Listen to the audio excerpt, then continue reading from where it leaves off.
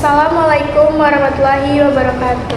Perkenalkan, nama saya Debsa Nabila Zahra dengan NIM 202403030007. Baik, sebelumnya saya akan mempresentasikan hasil diskusi kelompok kami tentang pengembangan website mental health care sebagai media edukasi dan konseling online.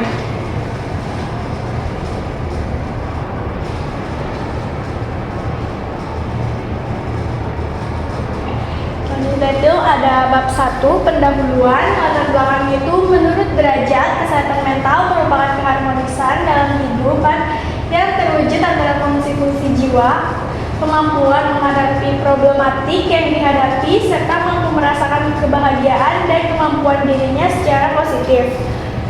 Selanjutnya, ia menekankan bahwa kesehatan mental adalah kondisi di mana individu terhindar dari gejala-gejala gangguan jiwa atau neurs dan dari gejala penyakit jiwa atau psikos. Selanjutnya itu ada rumusan masalah. Website aplikasi kesehatan mental ini dirancang untuk membantu pengguna mengenali tanda-tanda gangguan kesehatan mental secara mandiri melalui formulir interaktif berbasis data psikologis dan data dan medis yang terpercaya. Pengguna dapat mengidentifikasi gejala seperti stres berlebihan, kecemasan, kesulitan tidur, hingga depresi. Setelah mengisi formulir, pengguna akan menerima hasil evaluasi awal serta saran dan tindak lanjut, termasuk rekomendasi untuk berkonsultasi dengan tenaga profesional. Selain itu, website ini juga menyediakan informasi edukatif mengenai kesehatan mental guna meningkatkan kesadaran masyarakat yang dapat bermanfaat pula bagi tenaga kesehatan dalam edukasi dan pengumpulan data. Selanjutnya itu ada tujuan penulisan. Yang pertama itu ada tujuan umum. Inovasi berupa website ini bertujuan untuk membantu masyarakat dalam meningkatkan pengetahuan, kesadaran, serta keterampilan menjaga kesehatan mental, sehingga dapat mencegah dan mengurangi resiko gangguan mental secara komprehensif. Yang kedua itu ada tujuan khususnya. Yang pertama, website aplikasi kesehatan mental menyediakan fasilitas screening awal gejala stres, kecemasan, dan depresi ringan agar masyarakat dapat mengenali kondisi psikologisnya secara mandiri. Yang kedua, website ini memberikan edukasi terstruktur tentang pentingnya menjaga kesehatan mental serta cara penanganan awal yang dapat dilakukan. Dan yang ketiga, website ini mendukung upaya tenaga kesehatan dalam memberikan edukasi, konseling online, serta pengumpulan data terkait kesehatan mental masyarakat. Selanjutnya itu ada manfaat penulisan. Yang pertama itu untuk masyarakat. Dengan adanya website ini, masyarakat akan lebih sadar tentang tanda-tanda awal gangguan mental seperti stres berlebihan, kecemasan, atau depresi. Hal ini memungkinkan mereka untuk mencari bantuan profesional lebih cepat jika mengalami gejala yang mengarah pada gangguan kesehatan mental. Yang kedua itu untuk tenaga kesehatan. Website ini dapat menjadi sarana bagi kesehatan mental untuk mengedukasi pasien mengenai pentingnya menjaga kesehatan mental, mengenali gejala awal, serta memberikan informasi yang jelas dan mudah dipahami. Selain itu, tenaga kesehatan dapat memanfaatkan untuk memperkuat upaya pencegahan dan penanganan dini masalah kesehatan mental di masyarakat. Selanjutnya itu ada bab 2, gagasan inovasi. Yang pertama itu ada metode. Dalam pengembangan website aplikasi kesehatan mental sebagai media edukasi dan konseling online, digunakan metode prototype sebagai pendekatan pengembangan sistem. Pengembangan situs web ini dilakukan melalui beberapa langkah utama guna memastikan efektivitas dan akurasinya. Langkah awal melibatkan pengumpulan dan analisis mengenai kesehatan mental dari sumber medis dan psikologis yang kredibel. Data ini digunakan untuk menyusun materi edukasi tentang gejala umum gangguan kesehatan mental seperti depresi, kecemasan, dan stres. Kemudian dimasukkan ke dalam fitur interaktif di situs web. Selanjutnya itu ada rancang bangun inovasi. Yang pertama itu ada proses alur kerja website kesehatan mental ini dibuat sederhana mungkin untuk pengguna agar lebih memahami bagaimana cara memakainya. Nah, di sini ada proses alur kerja website aplikasi kesehatan mental. Yang pertama itu login, kedua itu verifikasi identitas pengguna, screening mental, lalu edukasi atau konseling online, lalu selesai.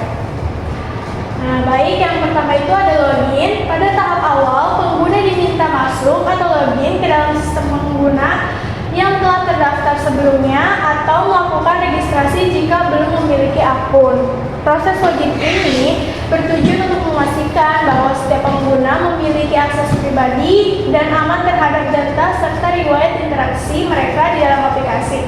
Setelah berhasil masuk, sistem akan menampilkan halaman yang berisi menu navigasi menuju fitur utama seperti screening, edukasi, dan konseling online. Yang kedua itu ada verifikasi identitas pengguna. Setelah login, pengguna akan diminta untuk mengisi data identitas dasar seperti nama lengkap, usia, jenis kelamin, dan pekerjaan. Data ini emang untuk menyesuaikan hasil screening dengan kondisi individu pengguna. Misalnya, tingkat stres dan resiko pengguna mental dapat berbeda tergantung pada usia dan latar belakang pekerjaan seorang. Proses ini juga berfungsi untuk menjaga akurasi hasil evaluasi dan menjamin keamanan data pribadi pengguna. Selain itu, sistem ini memverifikasi apakah pengguna baru pertama kali menggunakan layanan atau sudah berpengguna sebelumnya. Selanjutnya, yang ketiga itu ada screening kesehatan mental. Tahap ini merupakan inti dari proses awal penilaian. Pengguna akan diminta mengisi kuesioner screening kesehatan mental yang berisi pertanyaan seputar kondisi emosional, kebiasaan tidur, tingkat stres, dan kecemasan, dan tanda-tanda depresi. Langkah-langkah meliputi yang pertama itu ada input data. Pengguna menjawab beberapa pertanyaan singkat terkait kondisi psikologisnya selama beberapa minggu terakhir. Yang kedua, proses evaluasi otomatis. Sistem secara otomatis menganalisis jawaban berdasarkan indikator psikologis yang diadaptasi dari standar penilaian seperti depression, anxiety, stress scale, atau general health questionnaire. Yang ketiga itu ada kategori hasil screening. Yang pertama itu normal, tidak ditemukan tanda-tanda stres atau gangguan mental signifikan. Yang kedua itu ringan, ditemukan gejala seperti mudah lelah, cemas, atau sulit tidur. Yang ketiga itu sedang, gejala cukup jelas dan berpotensi mengganggu aktivitas sehari-hari. Dan yang terakhir itu ada berat, ditemukan indikasi gangguan yang perlu intervensi profesional segera. Baik, habis itu ada intervensi hasil. Berdasarkan kategori hasil, sistem akan memberikan saran otomatis apakah pengguna perlu melanjutkan ke sesi konseling atau cukup dengan mengikuti edukasi dan latihan self-care. Selanjutnya ada konseling online.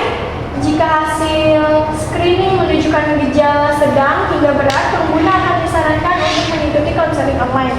Dalam fitur ini, pengguna dapat melakukan sesi konsultasi secara langsung dengan konselor profesional melalui chat, video call, atau dengan metode komunikasi yang nyaman. Semua percakapan bersifat rahasia dan hanya diakses oleh pengguna dan konselor yang berwenang.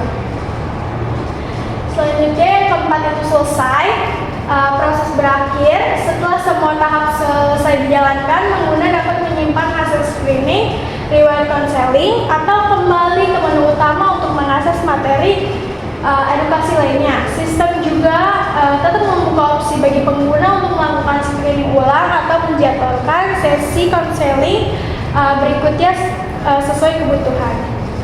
Selanjutnya itu ada kebermanfaatan dan keberlanjutan. Manfaat bagi para pengguna yang pertama itu peningkatan kesadaran mental. Website ini membantu meningkatkan kesadaran masyarakat terhadap pentingnya kesehatan mental. Yang kedua itu edukasi dan informasi tambahan. Website ini menyediakan berbagai informasi dan materi edukatif yang relevan mengenai kesehatan mental, seperti cara mengelola stres, menjaga keseimbangan emosi, dan meningkatkan kualitas hidup. Dan yang ketiga itu aksesibilitas layanan. Website dapat diakses dengan mudah melalui berbagai perangkat seperti ponsel, tablet, atau komputer yang terhubung dengan internet. Yang terakhir itu kerahasiaan dan kenyamanan. Website ini juga dirancang untuk menjaga privasi pengguna setiap data yang akan daftar. Selanjutnya itu manfaat bagi tenaga kesehatan dan konselor media edukasi profesional. Website ini menjadi sarana efektif bagi tenaga kesehatan dan konselor untuk menyampaikan informasi tentang kesehatan mental kepada masyarakat secara lebih luas. Dengan adanya materi edukasi yang tersusun sistematis dan mudah dipahami, tenaga kesehatan dapat memberikan penjelasan yang komprehensif kepada pasien mengenai pencegahan dan penanganan gangguan psikologis. Yang pertama itu pemantauan dan konseling jarak jauh. Melalui fitur konseling online, tenaga kesehatan dapat melakukan pemantauan kondisi psikologis pengguna dari jarak jauh. Yang kedua, efisiensi waktu dan sumber daya. Dengan adanya platform ini, tenaga konselor dapat menjadwalkan sesi konsultasi secara fleksibel, mengurangi waktu tunggu, dan memberikan pelayanan kepada lebih banyak pengguna tanpa harus bertemu langsung. Baik, selanjutnya berkelanjutan. Yang pertama itu integrasi dengan layanan kesehatan resmi. Untuk memastikan keberlanjutan dengan kredibilitas, website ini diintegrasi dengan lembaga kesehatan mental dan rumah sakit yang memiliki layanan psikologis klinis. Yang kedua, pengembangan fitur inovatif berkelanjutan. Website juga dijaga dengan pengembangan fitur-fitur baru berdasarkan umpan balik pengguna. Dan yang ketiga, kolaborasi dan edukasi berkelanjutan. Selain itu, website ini bekerja dengan institusi pendidikan, komunitas kesehatan, dan organisasi sosial untuk melakukan kampanye kesadaran mental secara rutin. Selanjutnya ada originalitas ide.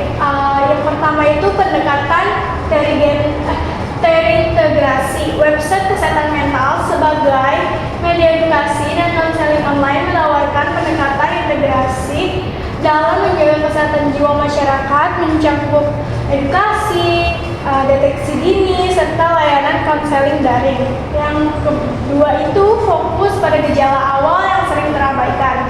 Website kesehatan mental ini berfokus pada gejala awal gangguan psikologis yang sering terabaikan, seperti mudah lelah secara emosional, kehilangan minat, susah tidur, dan cemas berlebihan atau merasa tidak berharga.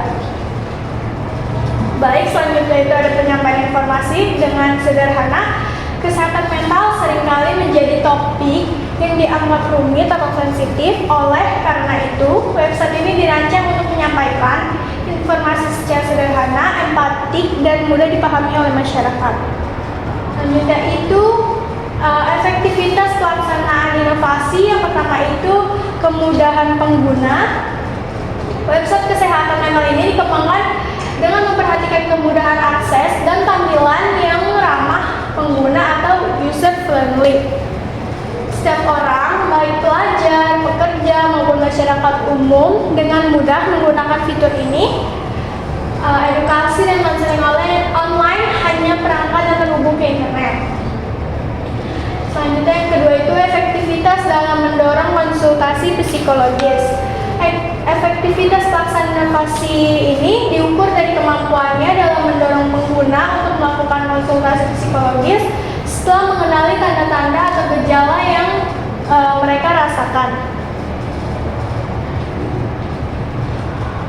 Selanjutnya itu ada bab 3 penutup. Di sini kesimpulannya, pengembangan website aplikasi kesehatan mental merupakan inovasi penting di era digital untuk meningkatkan kesadaran dan pemahaman masyarakat terhadap kesehatan jiwa. Melalui fitur screening mandiri, edukasi interaktif, dan layanan konseling online, masyarakat dapat lebih mudah mengenali gejala awal gangguan mental seperti stres, kecemasan, dan depresi ringan.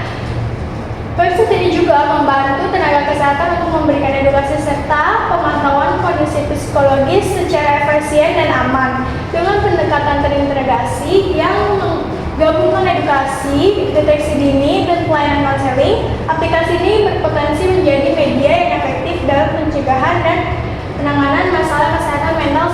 berkelanjutan. Selanjutnya itu ada saran. Diharapkan pengembangan website aplikasi kesehatan mental ini dapat terus disempurnakan baik dari segi tampilan fitur maupun konten edukatif yang disediakan. Pengembangan perlu menjalin kerja sama dengan tenaga profesional seperti psikologis dan psikiater agar informasi serta layanan konseling yang diberikan semakin akurat dan bermanfaat bagi masyarakat. Selanjutnya itu ini ada daftar pustaka. Oke, yang terakhir itu ada lampiran. Yang pertama itu ada login. Yang kedua itu ada verifikasi identitas pengguna. Yang ketiga itu fitur. Yang keempat itu kuesioner kebiasaan tidur. Yang kelima itu kuesioner tingkat stres. Yang keenam itu kuesioner kecemasan. Ketujuh, edukasi tanda-tanda depresi dan pelajari cara menjaga kesehatan mental. Yang ke-8 itu konseling online. Yang ke-9 itu tampilan akhir. Baik, sekian presentasi dari saya. Kurang lebihnya mohon maaf. Wassalamualaikum warahmatullahi wabarakatuh.